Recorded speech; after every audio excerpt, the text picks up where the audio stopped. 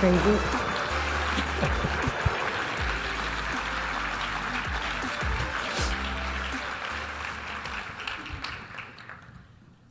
I was in my house, and I thought I would drive to my boyfriend's house to see him. I looked at my feet and I thought, it's summer, it's warm outside, I don't need shoes, I won't be gone long. I got in my pickup truck and drove towards my house, his house. And along the way, I saw red lights in my rearview mirror. So I pulled my truck over to the side of the road. I thought, this won't take long. I've been through this before a few times, and I didn't get in trouble. But this time, things were different. I got out of my vehicle and tried to do what the police officer was instructing me to do. And after that, I was in the back of the police car trying to follow the police officer's instructions. And it wasn't going the way it had in the past. This time, I had to stay in the back of the police car, go to the police station, have my fingerprints and mugshot taken, and then I was put in a jail cell. This is what I remember of when I was arrested for driving under the influence, or DUI. The memory of the exact events is a little fuzzy because I was definitely intoxicated. My breathalyzer result was 0.29 in a state where the legal limit for driving under the influence is 0.08. I was nearly 4 times the legal limit. Before I decided to take that drive that night, I'd been home alone, drinking alone for hours. And when I sobered up the next day and realized what had happened, I wasn't remorseful and thinking I would never, ever drive drunk again, or that I would never, ever drink again. And I wasn't grateful that I didn't injure myself or others. But instead, I was extremely upset about the fines I had to pay. I was upset that I would lose my driver's license for 90 days and I would have to get rides everywhere because this was long before Uber. And I was really upset about the requirements I had to complete, like an alcohol evaluation or drunk driving school. And after all of that, you would think that someone might consider not drinking anymore. But that was not me. I wasn't ready to give it up, and I wasn't ready to get sober. And I continued to drink and drive drunk for another 9 years. So what happened that led me to that DUI? You know, it's hard to say, but it could have started with when I took my first drink when I was about 10 years old. I swiped a can of beer from the refrigerator at my home, and I got on my bike and I rode to the nearest park. I wanted to feel the magic that seemed to happen to my parents when they drank alcohol. The magic that seemed to make them nicer, more understanding, more talkative, and less cold Scandinavian. So I drank some from the can of beer, and then I proceeded to try to hang on the monkey bars, and I fell and hurt my wrist. And I decided that maybe beer wasn't the magic drink that could make me happier. Well, the next time I tried drinking, I was about 13 or 14, and I went to a party, and I got very drunk. A few days after the party, a friend of mine told me about something I did that night that I didn't remember at all. I initially thought he was making it up and was just trying to play a joke on me. But it became obvious that the incident really did happen. I didn't understand why I couldn't remember. But I realized later that I had been in a blackout when it happened. Now, my senior year of high school, after a night of drinking with friends, I was very drunk. I went home, spent the night throwing up in my bedroom. Now, my mother was very aware of this. The next day, my parents let me know what a deadbeat I was for my behavior. At the time, I was one of 3 girls in my high school who was nominated for homecoming queen. My parents said that I had disgraced them, my school, my friends, and pretty much everyone who meant something to me. And that mountain of shame and judgment was very high and very heavy. But I remember thinking that my parents were hypocrites. They drank alcohol every night when they got home to work until they went to bed. And almost every event we attended as a family, except for church, included alcohol. Now, after high school, I started college at Arizona State University. Fear the fork, go Sun Devils. I chose ASU mostly because I wanted to be far from my parents, and I wanted to drink and party as much as I wanted to, and as much as possible. My drinking really took off when I was in college, where I had many negative consequences and many blackouts. Often this type of control of drinking put me in very risky situations. Now, I knew in college that I had an issue with drinking, but I didn't stop drinking. And after college, my drinking escalated into years of blackouts, lots of missed time from work, being hungover, calling in sick, making up excuses, many car accidents that weren't serious, too serious, and mostly didn't involve law enforcement. And when the shame and stigma is so high, it's easy to lie about how much you're drinking.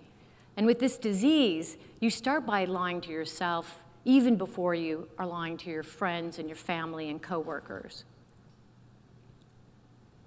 And then I was arrested for the DUI, which I spoke about earlier.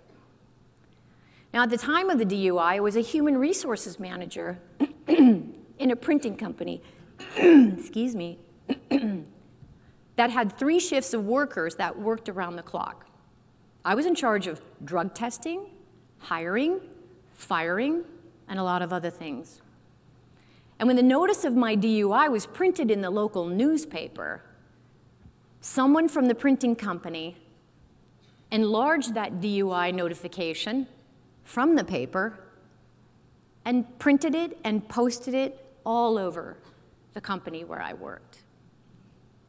Massive public shaming. Well, during the next 9 years after the DUI, I would get some sobriety and then relapse. I would get a year of sobriety and then start drinking. I would get 3 months and go back to drinking. It didn't really matter what was happening in my life, whether I was happy, I was sad, I was stressed, it didn't matter. When the thought popped in my head, I want a drink, I need a drink, I drank. And that continued over a period of 9 years. And because of my addiction, I didn't have deep, meaningful relationships in my life, not with anyone. Not with my family, my friends, my coworkers, not anyone. Because drinking took away the opportunity for meaningful relationships. I couldn't let people see who I really was. I had to continue pretending that everything was fine. I couldn't really say why I didn't want to come to work that day. I couldn't really talk about why I wasn't going to the family event. I couldn't really be honest about anything. And I was constantly hiding my real self, my real life, and the real me. I hated looking at myself in the mirror, and I hated what my life had become. And every time I relapsed, I became more and more hopeless and more depressed. At the end of those 9 years of relapsing, I was suicidal almost every time I drank. I had a plan for what I would do to end my life. But I would usually pass out before I had the courage to follow through with the plan. I now know that I had untreated depression. And I drank alcohol, which is a depressant. And it took me to the depths of despair I didn't think possible for me. But there was a different plan for my life. The day after I took my last drink, I was out walking. And I was thinking about what I would do, how I could stop drinking. So I looked up at the sky and I asked for help. I didn't have faith. I didn't belong to an organized religion. But I was out of options. And the words just came out of my mouth. If anyone is listening, I need help.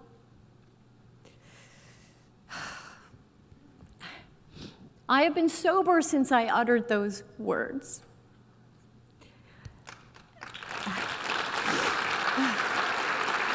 Thank you. With the help of my addiction counselor and many supportive friends, I have now been in recovery for over 20 years. Thank you.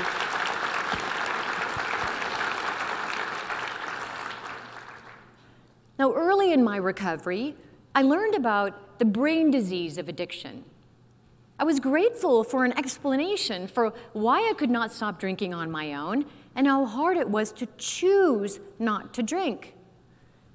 It was hard to choose because it wasn't a choice. I have the brain disease of addiction. No one would choose to live a life that I was living. Each day that I was sober brought new opportunities for jobs and relationships. Each day I was sober, my life became better and better. It wasn't always easy, but it was so worth it. And when I became First Lady of North Dakota and finally had the courage to tell my addiction and recovery story, so many doors opened. I somehow ended up standing before you today, convening with people online and in person, all who are impacted in some way by the disease of addiction. So why am I telling you about when I took my first drink, the blackouts in high school, about my DUI, about the suicidal thoughts I had when I was drinking, and about what has happened in my recovery? I'm telling you my story because storytelling helps eliminate the stigma of addiction.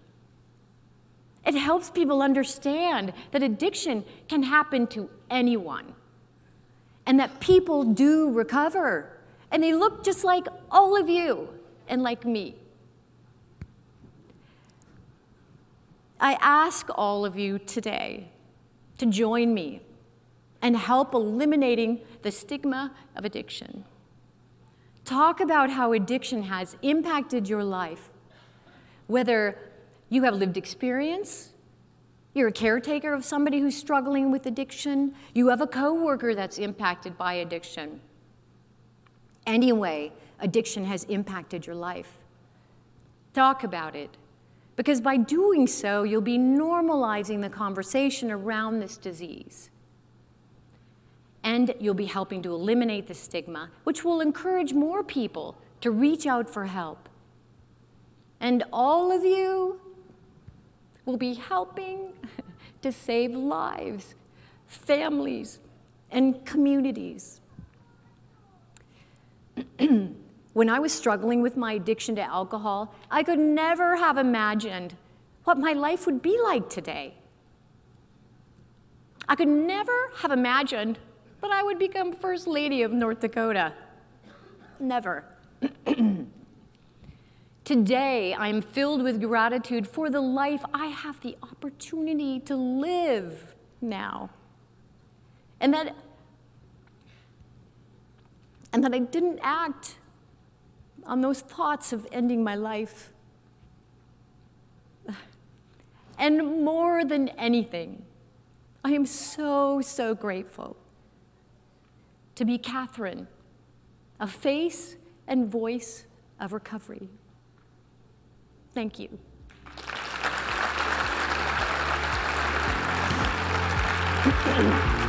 Thank you.